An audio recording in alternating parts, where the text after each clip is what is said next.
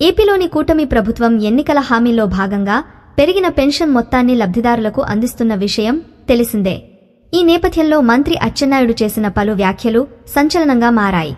రాష్ట్రంలో అందిస్తున్న ఎన్టీఆర్ భరోసా పింఛన్లపై వ్యవసాయ శాఖ మంత్రి అచ్చెన్నాయుడు సంచలన కామెంట్స్ చేశారు. త్వరలోనే వేలాది మంది పెన్షనర్లను తొలగిస్తున్నట్లు తెలిపారు.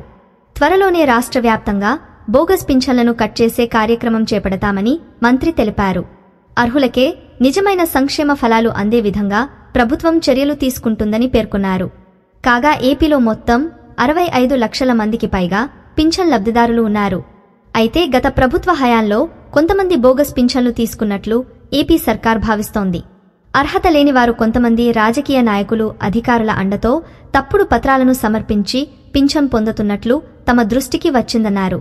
కాగా ఈ కార్యక్రమంలో మంత్రి అచ్చెన్నాయుడు బోగస్ పింఛన్లు తొలగిస్తామంటూ వ్యాఖ్యలు చేశారు. త్వరలోనే క్షేత్రస్థాయిలో పరిశీలన జరగనున్నట్లు సమాచారం.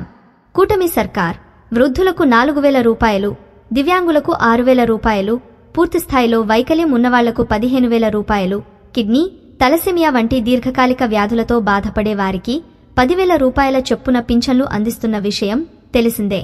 కాగా ప్రభుత్వం తీసుకున్న ఈ నిర్ణయంతో దాదాపు 2 నుంచి 3 లక్షల మందికి పింఛన్లు కోల్పోయే ఛాన్స్ ఉందని రాజకీయ విశ్లేషకులు అంచనా వేస్తున్నారు.